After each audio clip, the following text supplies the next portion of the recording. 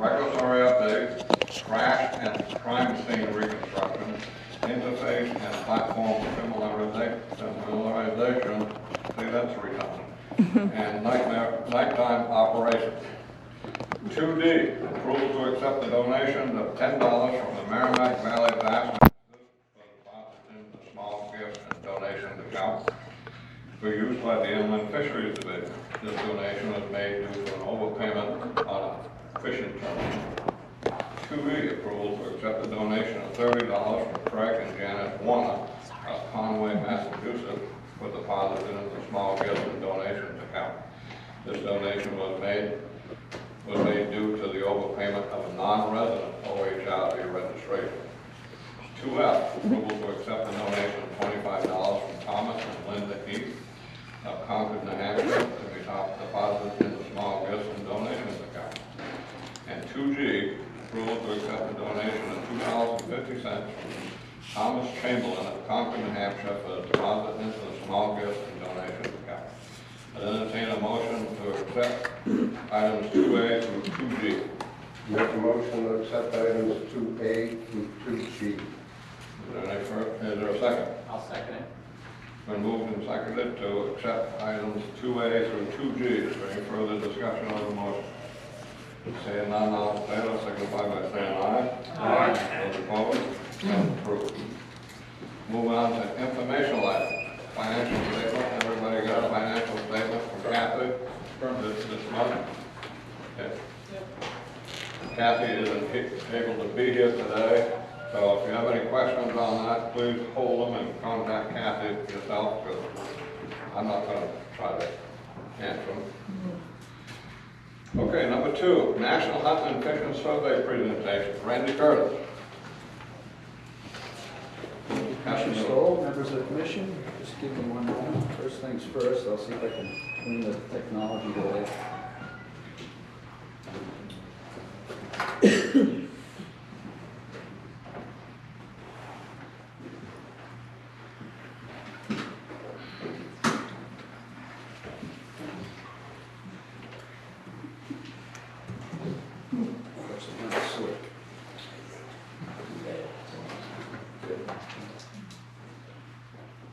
That's fine.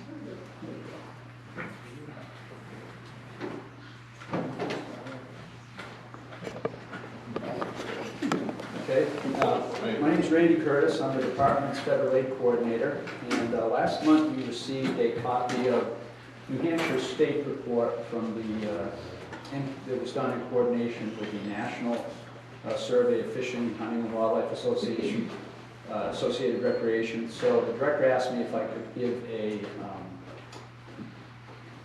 brief summary of the national report and provide some context for the state report and how they go together.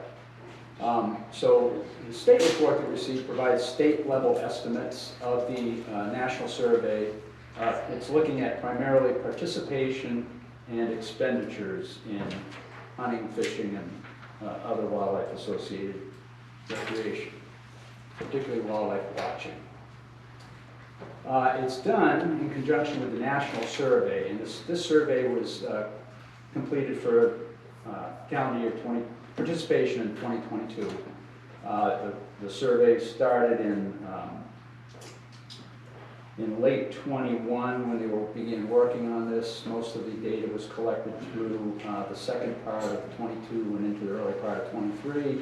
The report just came out last September, and it is available on the Fish and Wildlife Service website, so anybody can go and check this out.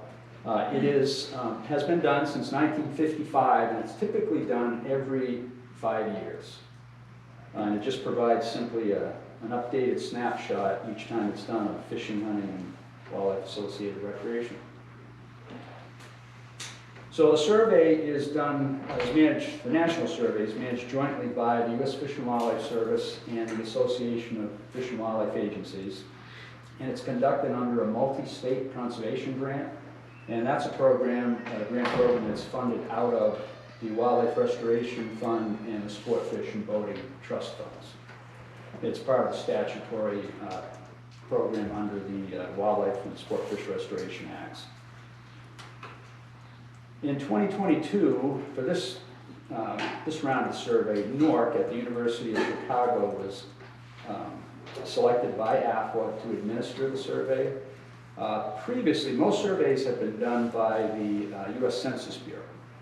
And 5 years ago, with the 2016 survey, a little over 5 years ago now, another organization did it. And a lot of that was because of costs. They were trying to move away from kind of really very high costs with the survey being done by the Census Bureau, where they were physically interviewing participants. So this move has moved the last couple of rounds to a different format, but NORC was selected for this one. And you might wonder what NORC is. NORC really doesn't mean anything. That's what they do business apps now, but historically it stood for the National Opinion Research Center, but they simply go by NORC at the University of Chicago. So they're a very well-known national survey organization. So what the survey does is collects information from U.S. residents on the number of anglers, hunters, and wildlife watchers, and then how they participate and how much they spend on their activities. The expenditures is one significant part of the survey. The data was collected in 2 phases. There's the screening phase, and they surveyed over 42,000 households nationwide, and 1 adult member from the household provided information for up to 4 other adults and for up to 4 children ages 6 to 15. And those surveys were direct contacts by NORC, and they focused primarily on 2021 participation in those screening surveys, and also what the folks expected 22 activities would be. And that was primarily because that's how they were going to, part of how they were going to select people for the more detailed interviews. So the detailed interviews were done, as I mentioned, in 2022, in the early part of 23, about participants' 2022 activity and expenditures. So they sampled hunters and likely hunters, anglers, wildlife watchers that were identified during that initial screening phase. And respondents in the second phase were limited to those that were 16 years of age and older. And the interviews were done via the web, telephone, self-administered mail-in surveys. So it was a little bit different approach than what the Census Bureau had historically used. And again, a big part of that was because of the cost of running this national survey. It was becoming prohibitive to do it the way it had always been done. So they're trying to come up with methods that work more with how people interact with the world today, and the internet, and taking surveys in that manner. That's one key point to remember, though, is it is a self-reported information. It's a survey. The information is reported by the participants. It's not a direct count, and the folks did not necessarily have to be licensed. They're just reporting what their participation and expenditures were. So key highlights from national survey. The most detailed information that we would be able to attain would be at the New England level, and it was really primarily just the participation numbers. Most of the detailed breakdown of participation expenditures stayed at the national level. So as I mentioned, it focuses on national information. It did organize some of the basic information, was summarized by geographic regions such as New England. In past years, the National Survey did provide detailed individual state reports, but that just from a cost perspective could no longer be sustained. And so this year they offered, with this round of the survey in 2022, they offered the opportunity for states to opt in and purchase state-level reports by contracting directly with NORC, who is the vendor doing the national survey. So what would happen by opting in is the survey methods and questions stayed the same, so that it would remain compatible with results from the national survey, and it also helped reduce costs and have the ability to leverage the sampling that was already being done by the national survey. So participating states could work with NORC directly, determine what the level of sampling that was needed in the individual states, and then could opt in and purchase, contract and purchase additional state level information. So New Hampshire was one of 3 New England states that opted into the state level report. So that's just bringing me back around to the report that you folks received last month. And that's, in terms of context, that's just what it is. It's essentially state level information from the same national survey that was conducted. The same questionnaires we used. It just was done at a level to where we could get some finer state level information. So highlights from participation in New Hampshire. Again, this would be folks 16 years of age and older. 830,000 New Hampshire residents aged 16 and older participated in any type of wildlife-associated recreation. So the survey had 161,000 reported fishing, 49,000 reported hunting, and 824,000 watched wildlife. Now, many of those folks are the same folks. Many people that hunt and fish are also watching wildlife, and that's why the totals don't add up to 830,000.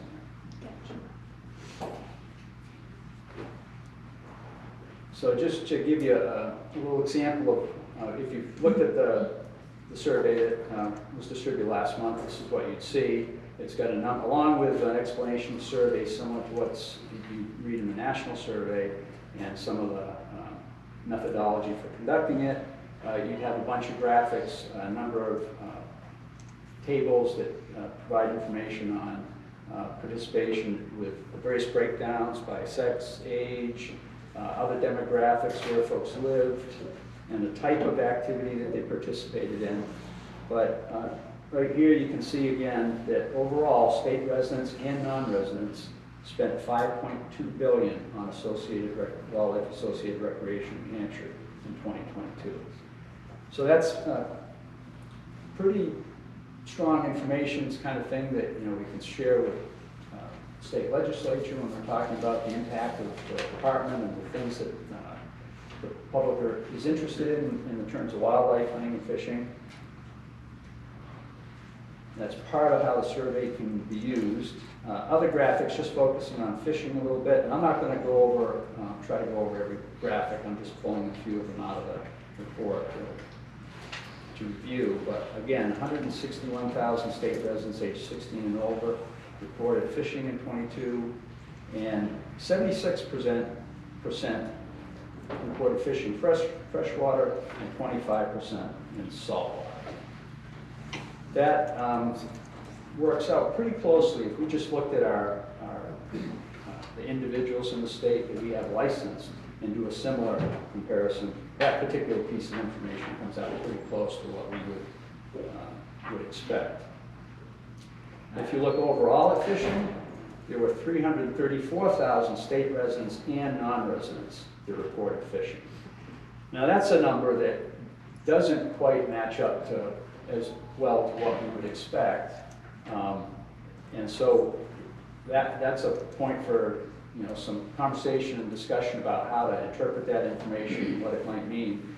But it would seem that a lot more non-residents report fishing than what we have buying licenses. And whether that is partly survey technique and sampling, perhaps it could be some non-residents that summer vacation and would report that they threw a line in the water but didn't necessarily buy a license. I really have no way of knowing if that would be true or not. One of the things we discussed internally in looking at some of this would be on the coast. A fair number of people can fish on party boats and that sort of thing without ever actually being licensed by the department.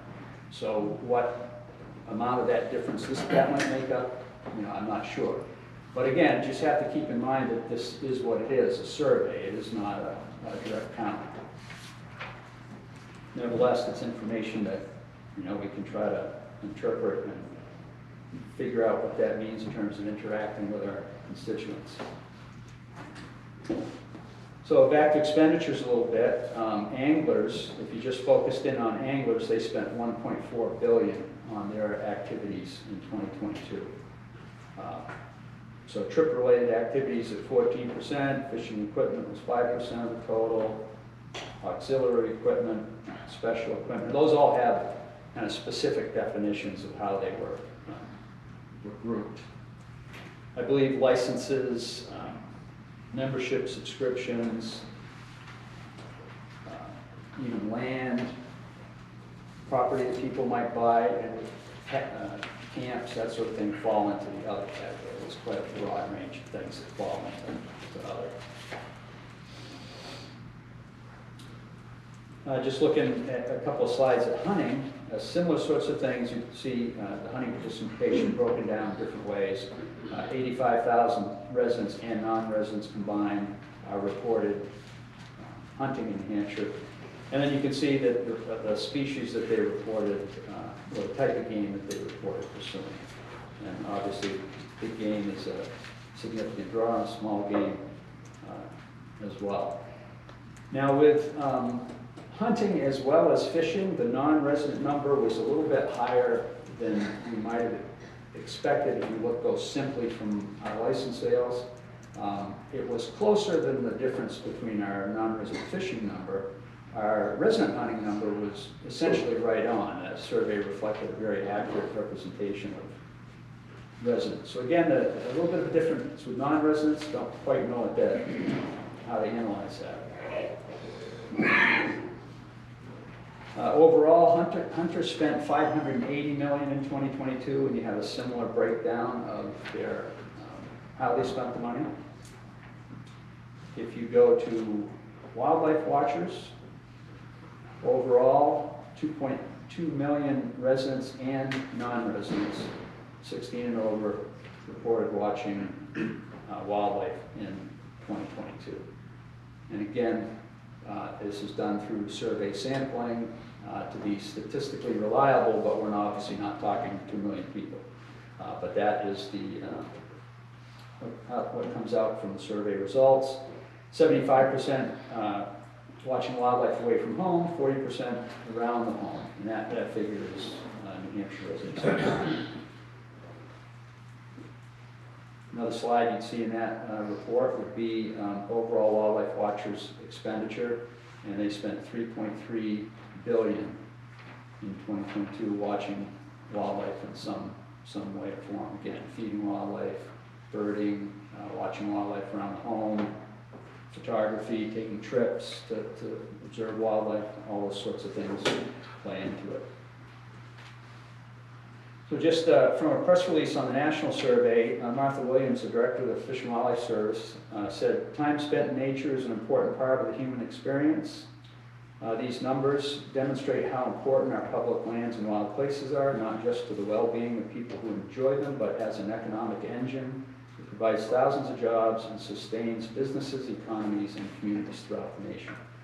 So that's kind of the key piece of the survey and why it's been done so long, is just getting a sense for, and again, every 5 years, that snapshot of where the public is in terms of hunting, fishing, wildlife associated recreation, and the kind of money they're spending. So it's obviously, there's huge interest out there in the public in wildlife and the department's mission. So that's a message that both Fish and Wildlife Service, AFWA, and even New Hampshire Fish and Game can try to portray. So with that is my last slide. I'm happy to try to answer any questions that I can.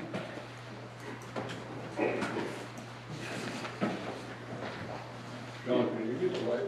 If you haven't had a chance to read the state report, you can certainly take a look at that. But it would also be very useful if you went out and took a look online at the national survey. There's a ton of information in there as well.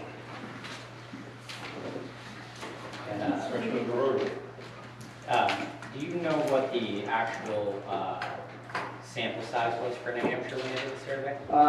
Yes. I may not get it exact, but I'll be pretty close, I think.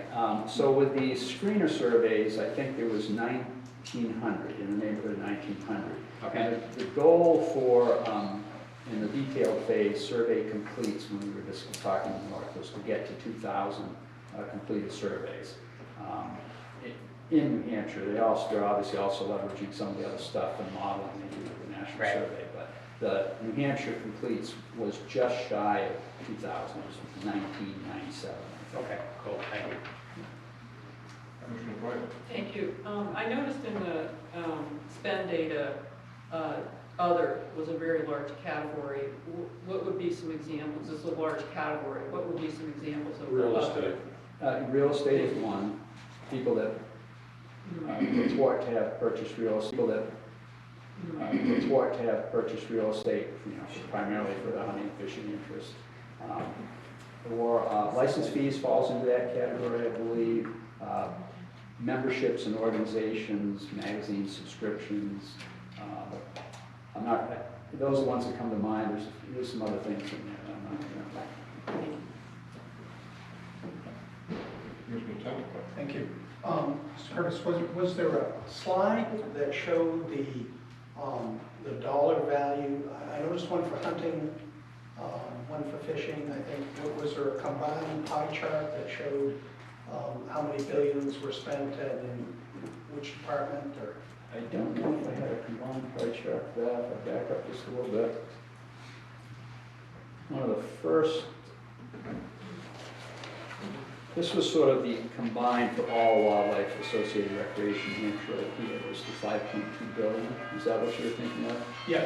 Now that was, could you explain that one again? That's for So this hunting, is fishing, and wildlife watching and all combined, that's right. That's So all the 830,000 people that hunted, fished, and participated in wildlife watching, that combined number, their expenditure was 5.3 billion in the state. Okay, and the next slide was. Maybe that wasn't the next slide. Go back one more. No, so that was the first one. And again, I didn't cut, try not to show all the slides that are in the report. I just took a couple of select slides here, so. So I don't think I pulled one, and I'm not 100% sure. I'd have to check if there was a breakdown by the type of, well, this is fairly equipment, trip-related, other. Other is a big category. Does that answer your question, or? Yeah, I was just trying to see one chart. So many billion in wildlife watching, so many billion in hunting. Oh, okay, So many okay, billion I in get you. fishing. And Yeah, just was interested in what that might look like. And I can go online and look it up, I guess. well, if I, let's see here fairly 4 quickly. billion for fishing. 1.4 billion for fishing. It was 580 million for hunting, and wildlife watching was 3.3 billion. Okay, thank you. The wildlife watching number obviously encompasses a lot of people. There's a significant portion of the population that enjoys watching wildlife. Any other questions? Does the data allow you to relate the spend to tax revenue? So for instance, does it break it down by types of items that have a tax associated with them, like rooms and meals, gas tax? I don't believe so. I'm not 100% sure. I haven't seen that in either report. We do get information. We got raw data, could be mined. In fact, a number of addendum reports will come out over the years. This happens every time a survey is done for several years. There'll be follow-up economic reporting that's based on the data collected from the survey. I'm not certain about that kind of connection. They would not generate a report like that, Chris, because that would be very state-specific as far as the tax revenue side of it. I just wouldn't foresee that happening. So I didn't know if it was part of the data No. set that we get when we opt. No, the only thing we got for that was asking more people the question. So it would have cost us more to ask extra questions, different questions. And that's what you would have had to done. That probably would have been a very expensive ask to come up with that. There was a limited number there that you could do. You couldn't get very far from the existing survey. Well, there was two options. One was what we did, which was purchase more people, getting more people asked. And then the other option was different questions other than the national question. Right. Up to 4 questions. Right. There was 4 additional questions. And there was an uptick for that too. So it would have been very hard to come up with with what you were looking for. So, this might be an answer for another time, but I'm curious how you use this data as a department to inform decisions that you make or plan to make. Like, how is this gonna impact what we do, how we do it? Well, it's not really that type of data. The data that we use on like season setting and whatnot, we gather that in a different manner. What we're looking for from here basically, is the economic impact of wildlife on the state's economy. That's really what we get from here. So it's something we use as a talking point as we go forward. This is really what we're doing. Really wasn't, it's not to the detail that you would utilize to make decisions. Management decisions. Right, right. And there may be other public relations sorts of purposes that we could use it for. And I mean, it does give you some information on constituents, so there could be some planning benefits to it. If I can make one comment on that, from personal experience doing data crunching and survey, usually a stable data set is traditionally begins at 500 responses. So for instance, if we take 11% of these people at 1,900 respondents, you're only looking at about 220 people that did it, meaning your hunting data set isn't necessarily the most stable data set in the world. You have, the bigger it gets, the more it stabilizes. So fishing would be technically stable and the non-hunting would be stable, but technically speaking, you're in a little bit of a shaky area looking at that 11%. Any further questions of Brandon? When you said New Hampshire is one of 3 New England states that bought into this program, That's right. how much did it cost for us to buy into that program? We did it, the cost to do the state level survey totaled $100,000. We did it with a federal aid grant, so they covered 75% of the cost. So 25,000. For the department. Is that money well spent? Well, We don't use it for management. I just heard that we don't use it for management. Well, we have certainly been fairly successful in attracting new money into the department over the last couple of years.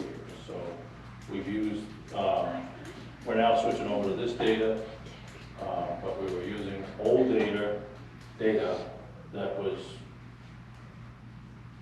not as accurate as what this data is. So yeah, no, in the long run, I think this is a tool that we use to request funding from the state for our department. So at that point, I would say yes. It would be up to the state, obviously, or up to Fish and Game, obviously, to figure out how we can use it to our benefit. And it's available, it's information that is for the next 5 years that we can figure out how to put the information use, leverage it as best we can. Randy, did you go over the history as far as when, because there has been a lapse? I'm trying to remember exactly the last survey, there was a lot of questions about the quality of the results. That was the 2016 survey. Okay. There was the first one that was not done by the Census Bureau. So any of our estimates were worked off of the 2011 survey that had been updated, that it had an economic analysis to update the numbers. That's right. The 2016 survey, they felt that it just wasn't very accurate. So this was an attempt, and if you survey, I mean, fundamentally, one of the problems with surveys today is landlines aren't like they used to be. People just don't have them, and it becomes more of a question of are you asking a limited sample that that is not necessarily accurate for the population when you do the survey. So it's taken a while for some of these survey companies, I think, to catch up on that. To actually comment on that, I was actually involved in blowing whistle on that. Yeah. It was Southwick Associates that did that survey, Yeah. and what had happened was they only took people from the outdoor channel, they called phone numbers, and some states only had about 30 people who ever replied, and then they used that 30 replies to give a data set to a state, which was just wildly inaccurate. Yeah. And it was very narrow to a very specific audience, and a lot of people, myself included, were like, this is not sound, and this isn't accurate, there isn't enough diversity here. To your point, you're calling people on the phone. I don't answer my phone, most people don't. So there was a lot of questions about how they were getting that information. So this was an attempt to see if we could get a little better information, and with everything going on in the department right now, I thought it was a reasonable way to spend money to get data that we could utilize to approach people with.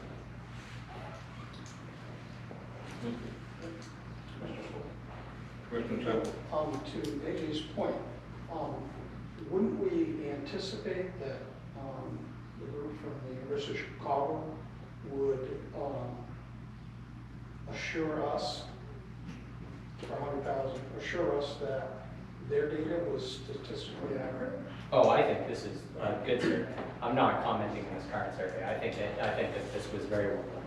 I'm not saying. We were talking about the 2016 We're talking about survey. some missteps in the past process when they started transitioning that just showed some glaring errors in the process.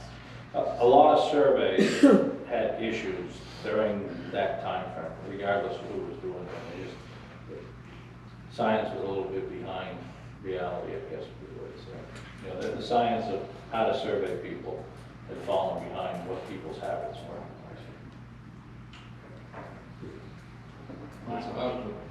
Randy, is NORC undertaking an effort to try to understand why there seems to be this variance between non-resident and resident participants and non-resident resident license holders? We did have, when we got the, I don't know about ahead of time, we talked to them a little bit about it with, when we first got preliminary data, if that was one thing we were seeing. So we discussed it with them. They did some different weighting, trying to take things into consideration. The result didn't change a whole lot, and they would obviously, to your point, Commissioner, they would defend their survey as being statistically reliable, despite seeing some things that might be a little bit surprising to us. But again, it is a survey, so we have to just, it's information. You know, we just have to take it in that context and figure out how to best use it. But I don't know if they would in the future, if they do the survey next time, if that would be something that we could look at. It is interesting though, because in past surveys, you can see similar things, where the non-resident number seems to be a little bit higher than you might expect from just strictly license sales. But it's, you know, obviously, it's difficult to make a one-to-one comparison. It's not a count of our licensed individuals, so. And Randy, they did tell us that we are not by far the only state that they see this trend. It's very common. So to Commissioner that DeRoe? point, I think to kind of answer your question, it's like looking at a drumming survey. Drumming can't tell you how many grouse we have, but it can show you trends over the course of time. That's what's really good about something like this, is showing us a trend. Are there more people hunting? Are there more people fishing? Are there more people? And you can rely on the stability of that, not necessarily that you can narrow down specifically, there are exactly many of this people in this year. But it will overall show you a trend that is stable over time, especially if you stay consistent on a survey like this. So have past surveys suggested that there are more non-resident participants than our licenses show? That's not a new? that's not Survey result. altogether new. That's my observation when I look at past reports. We have had a discussion with Colonel Jordan on this phenomenon. Any other questions for Randy? Randy, I have one more. How many years have you worked in fishing game? Well, in December it would be 39. 39 years. Thank you for your service.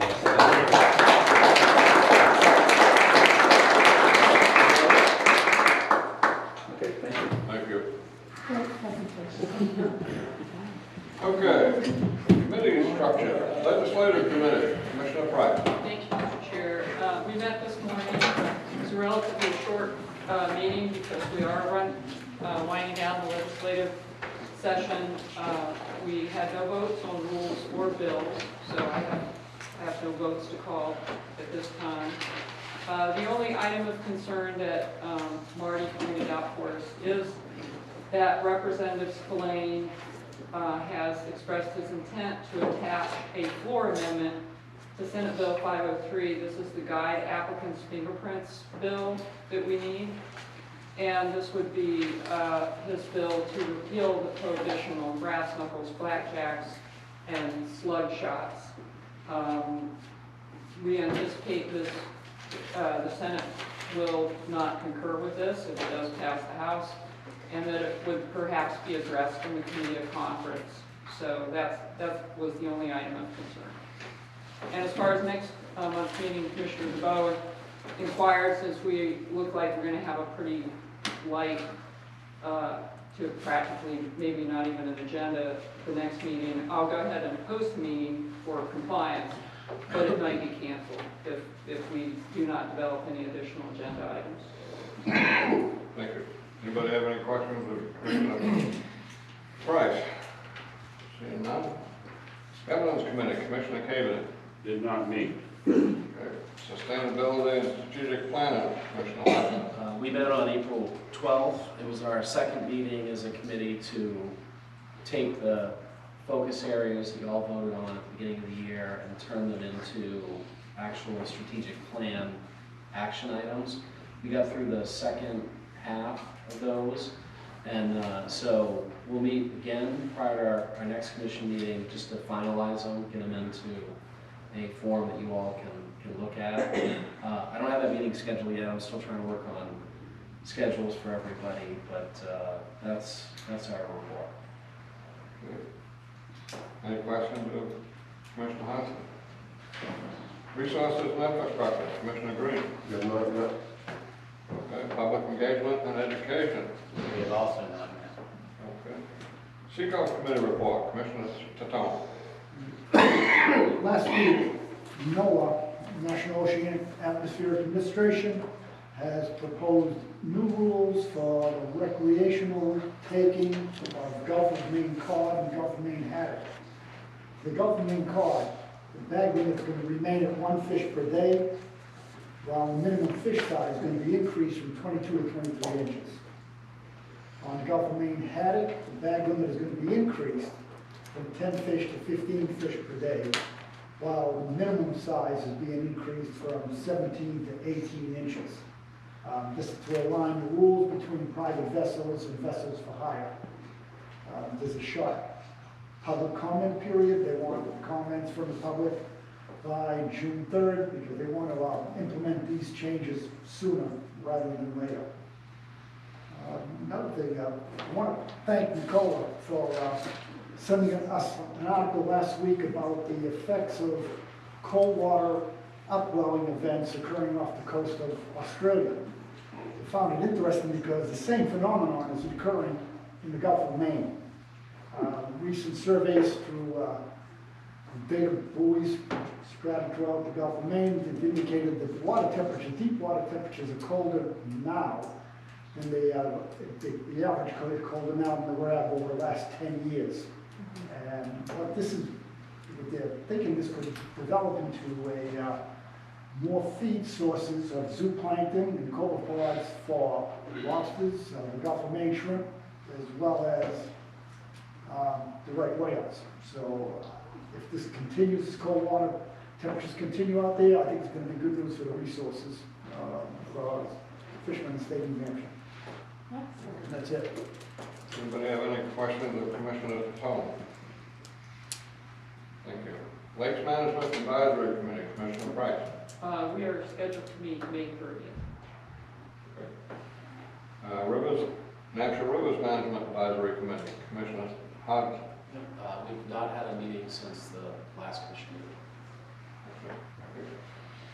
Search Committee, Commissioner Hopkins wasn't able to be here today. She wanted me to report kind of the schedule that the committee has done. April 16th was the closing date for anybody that was applying for the position. April 26th, the search committee met and reviewed all 48 applications and selected 6 for possible interview. May 7th, presented all the resumes to the commission. The commission agreed that the 6 that the committee selected were the ones that should be interviewed. May 30th, there will be 3 candidates that will be interviewed in person.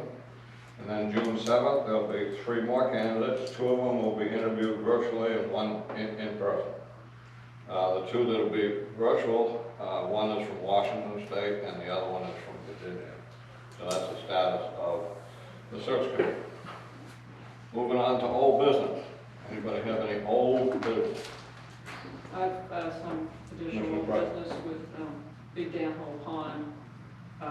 This continues to be an issue of public access versus with the new campground owner. And Diane Timmons was going to follow up and see with Steve, I believe Steve's here today, the fact that we keep stocking Big Dan Hole Pond, and now we have a campground owner that wants to charge $15 per boat, and that's not public access.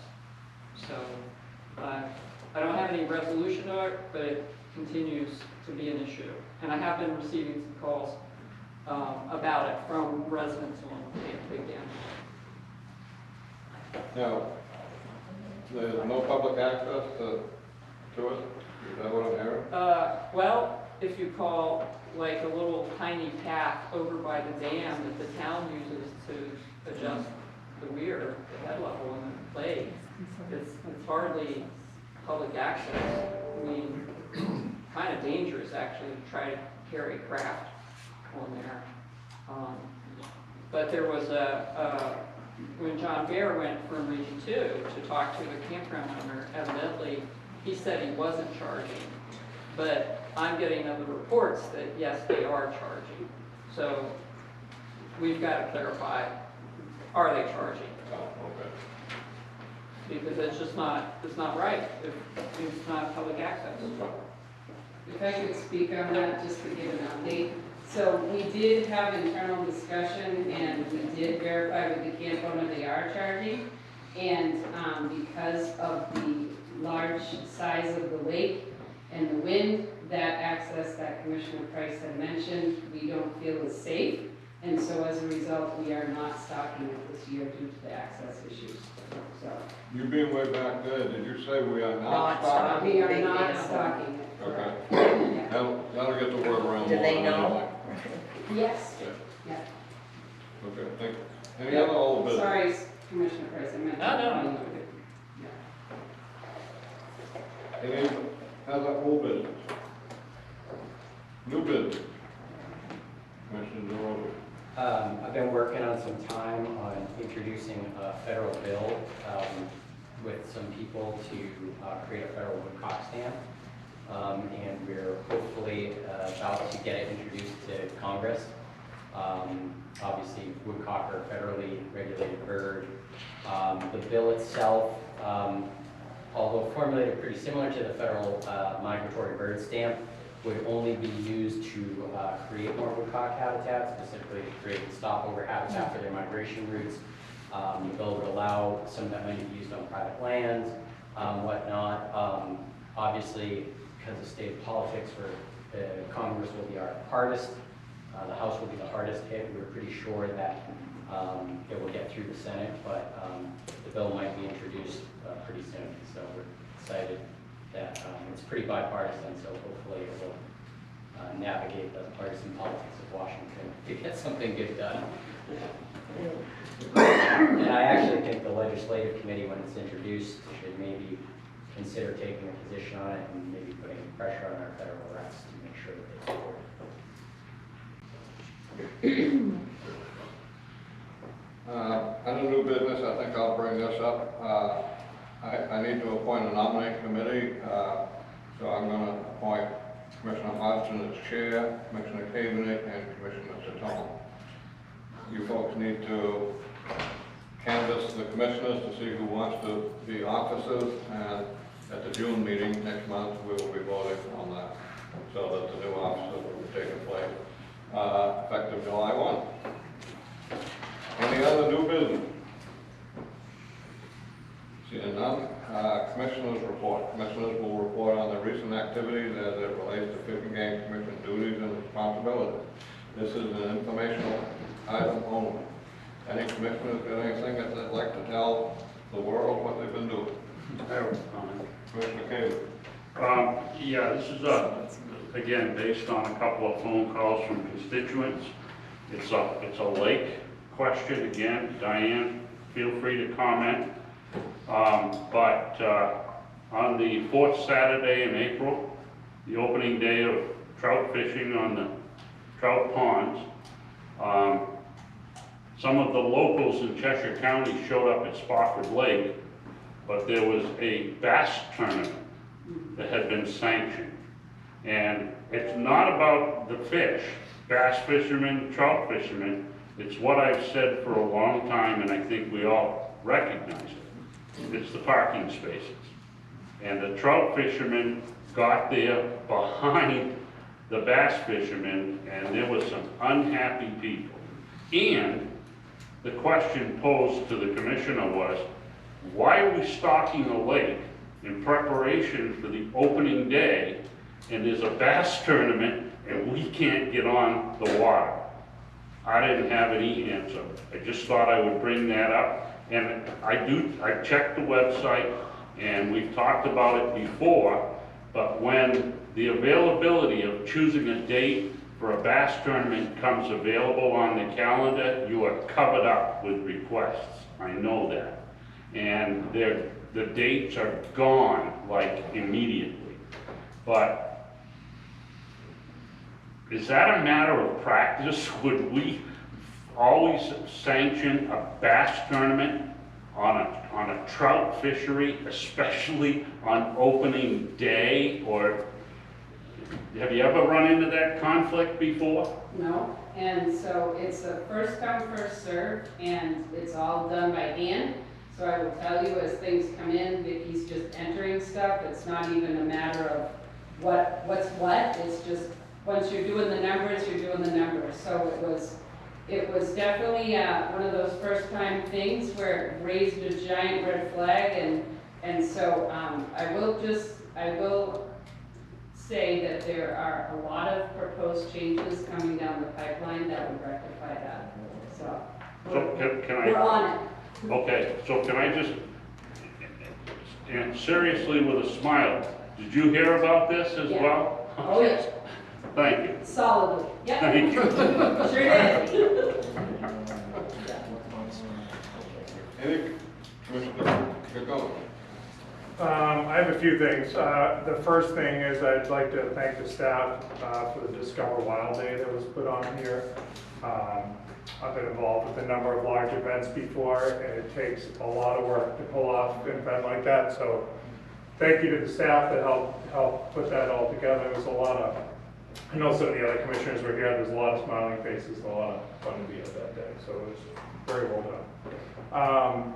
I also want to thank Sherry Patterson for a hearing that they held down in the Durham office for aquaculture. It was very informative. I thought it was some good information. There were some other commissioners there as well, and it was just very well done, very professionally done, and it was very good. I did have the opportunity to attend for a short bit a hunter safety course at the Belknap County Sportsmen's Association. Hats off to the instructors that helped put that along, as well as the club. The portion that I saw was very well done. I got to speak briefly to the students. There was a very diverse group that was there, and it seemed to be very educational and just a good program. And I also, yesterday was able to go to a large kids fishing derby at Gunstock.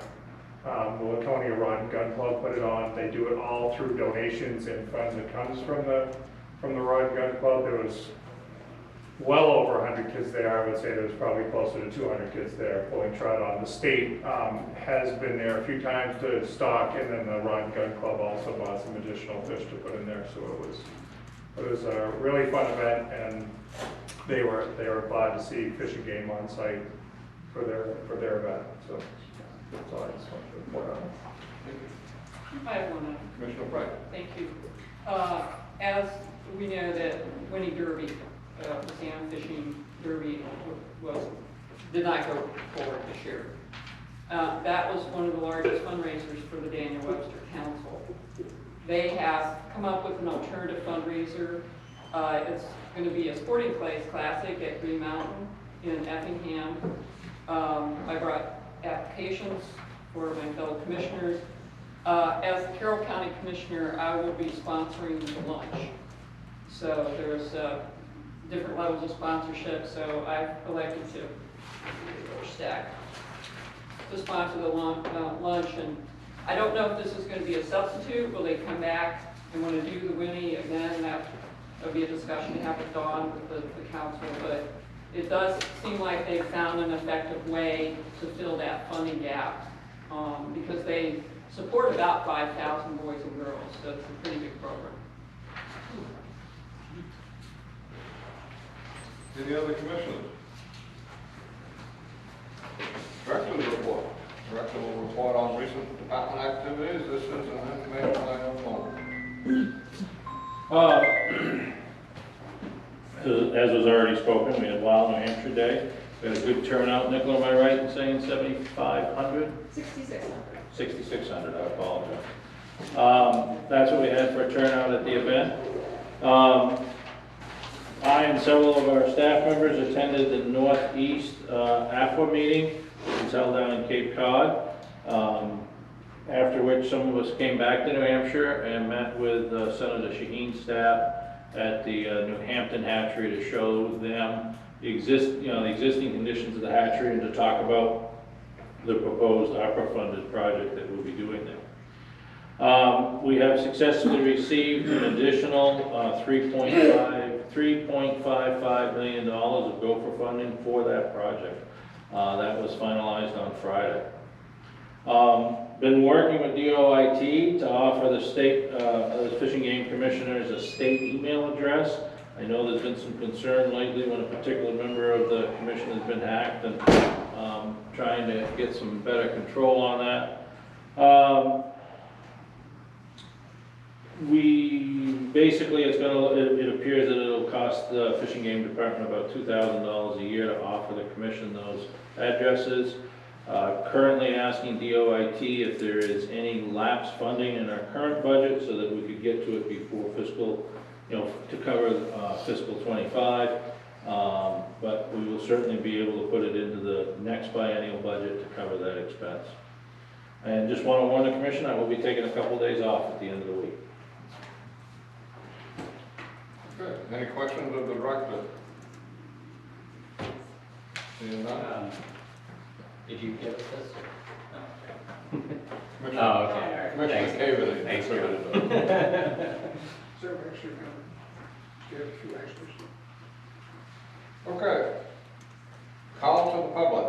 Anybody wish to address the commission, please stand, state your name, come up to the podium, and address the public to the commission.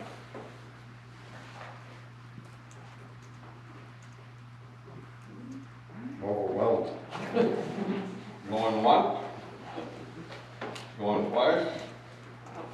Okay, thank you everybody for coming. I declare that meeting adjourned. It's going to be a record.